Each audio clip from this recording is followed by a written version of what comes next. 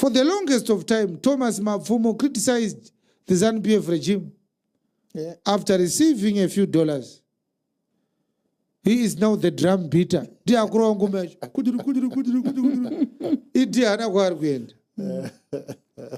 So you must understand why the ZANU-PF regime could hire such a person like Maponga to launch an attack at me, to discourage me and disorient me from the real issue at hand. We are the only voices left in our homeland that have refused to be sold, to be bought with money. You understand? Yes. And I want to say that there is need for us to recognize those who are still standing strong like Winky D. They hate him so much, they talk a lot about him. He doesn't respond. But they know that the young people of Zimbabwe listen to Winky D. And he doesn't sing in a manner that praises them like other musicians are doing. So he's a threat to them. Because people like Winky D, they talk and relate with the pain that the suffering people are going through. So he resonates with their pain and they resonate with his music. Such a relationship is a threat to despotic governments. And we want to say to him, well done. I am not sure he will hold on for longer, understanding the terrain is functioning in. But for that period he has stood strong to this date, it is worth mentioning. So you're going to see people like Winky D and perhaps the politicians like Jacob Garivume, the BTs and the job seekers and Hopo Shungono and a few others. The rest of the people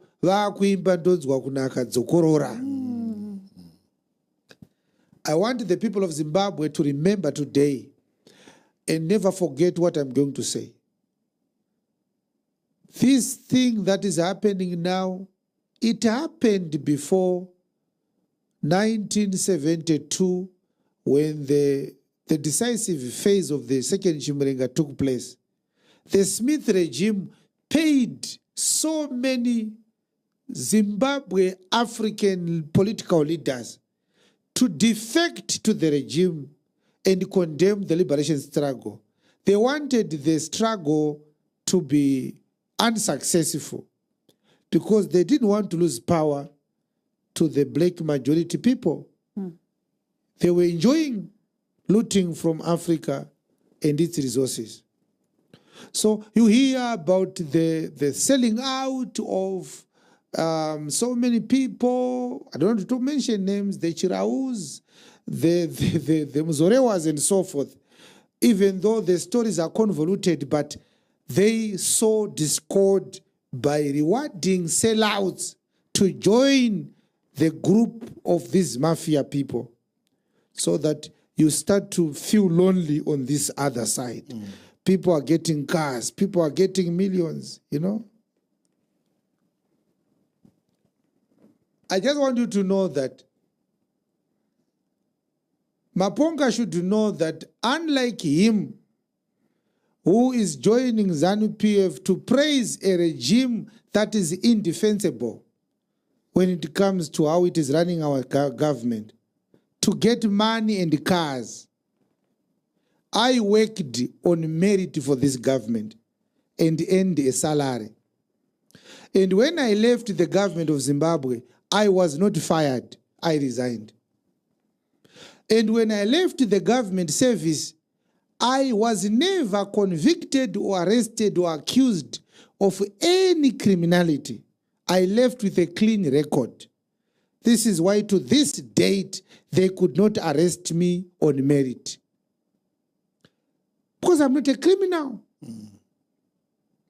So, ior kujoina ZANU muna 2026 wotamba kongonya wotanga kupururudzira vakuru kutupuwe motikari.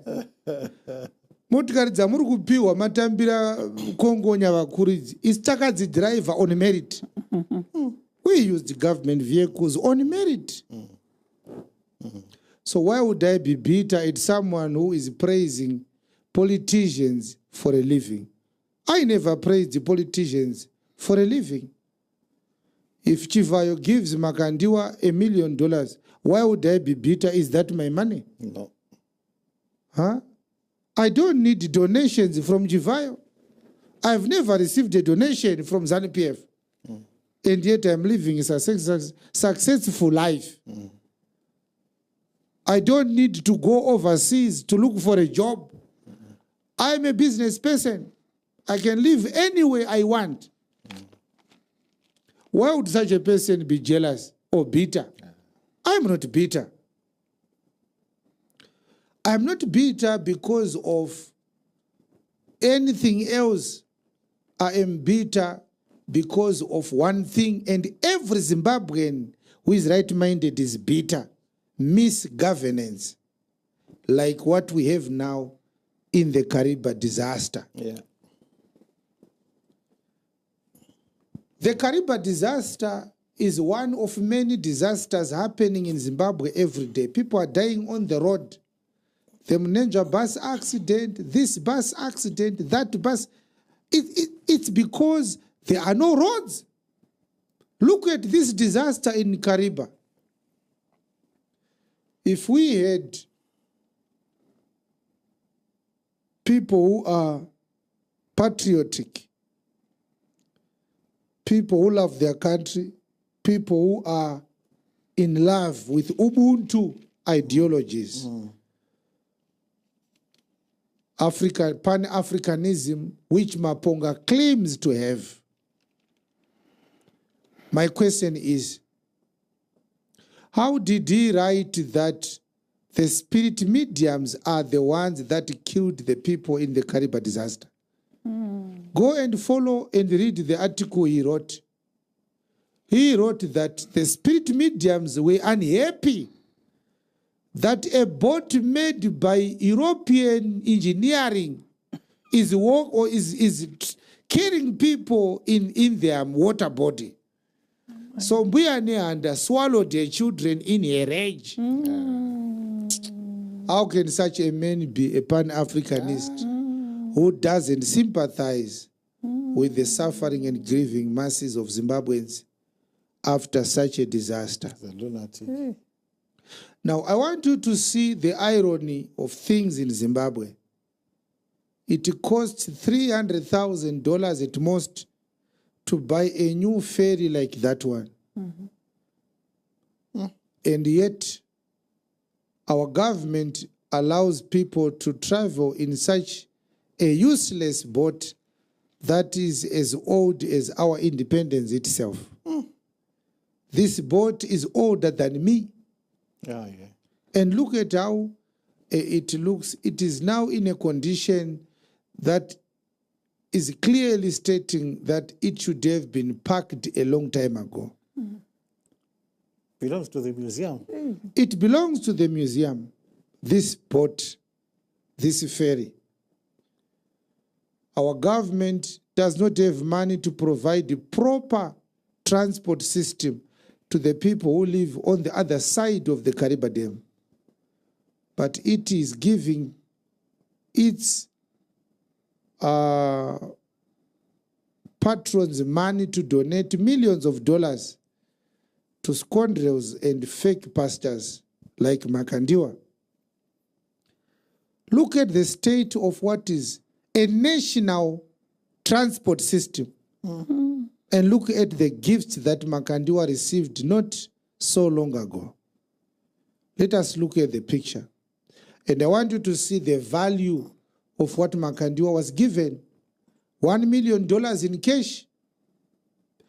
A Rolls-Royce Cullinan that is almost $1 million in terms of its value if we factor in the import duties imposed upon such cars in Zimbabwe. Another Mercedes-Benz, almost $500,000 in price, that was given to his wife. This is what ZANU-PF is giving to those who control the mindset of the population.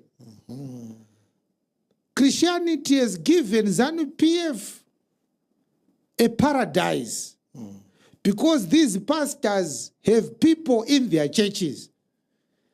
They are required to drag our people with a sleeping tablet of political apathy and docility, accepting victimization as a gift from God, while at the same time they are oppressing and abusing our people. Now, I want to ask this question, and if you are a member of Makandiwa's church,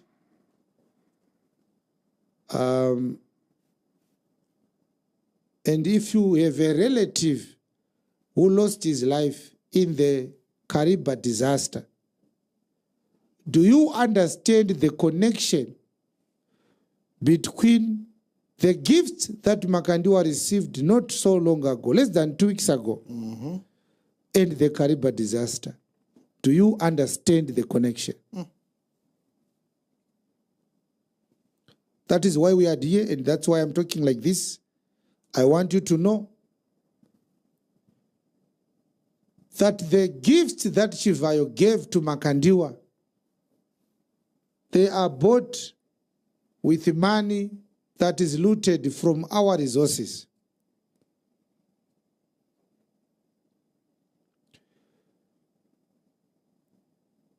Which means this money should have been used to buy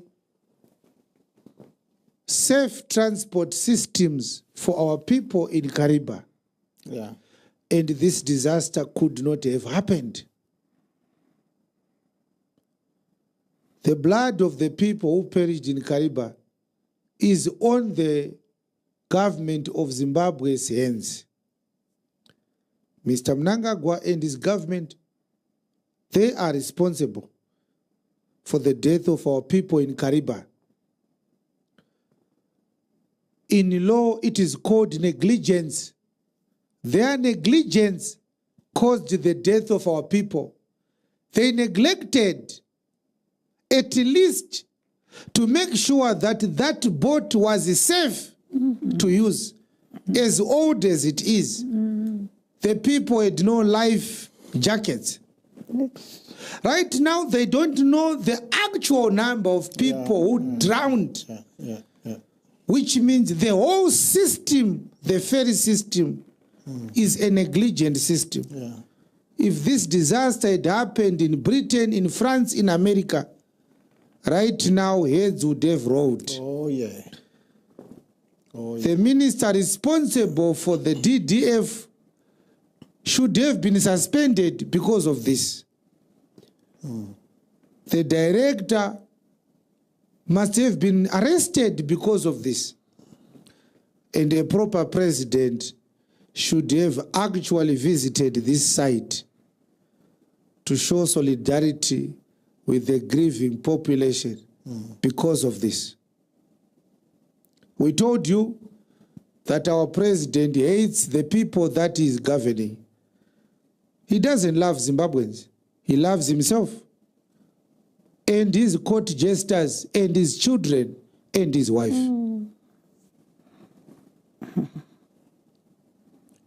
I want you to write something if you are listening to me right now. If this disaster had happened in South Africa, what do you think President Ramaphosa could have done? If this disaster had happened in Germany, what do you think the Germany Vice Chancellor could have done? So if you are abused every day, people, do you know that you get used to abuse so much that you start expecting more abuse? So you become numb to pain. This is why Zimbabweans are no longer reacting to outrageous things happening upon them or to them or done upon them by the regime. You see people saying, may their souls rest in peace. They did not die in peace. These people, how can they rest in peace? Yes. Is this what you call Rest resting? in peace. Yes. And I want to ask, is this how this matter is resolved? Huh? They say the Kariba reader boat accident death toll is now 80, following the recovery of 8 more bodies on 16 August 2026. Yes. So 80 people died. So far, that's how much we know. And this is what the police have posted on their X handle. 80 people have perished because of misgovernance. I told you that these people have blood on their hands. So blood will flow following them everywhere they go. Pamazuva heroes ipapo, after claiming that you are building the nation, nyika inovakwa nevene vayo. Tikatarisa bhoti ritobva tabvunza kuti muri kuvaka chii? Ndimakavaka here bhoti iri? Rakavakwa rakatengwa naSmith bhoti. This boat was Ian Smith's project. This is what they are building. They wanted 2 more years to finish their projects. This is one of the projects they are finishing until 2030. Pipe varukunzi varikuita hit the ground running. Do running yacho iyoyi. Imagine kuti baba vabuda pamba vachiti varikunotenga muriwo mubika sadza. Vozoenda 12 midnight vakabata beans dzisina kubikwa voti ndazoya nemuriwo manje.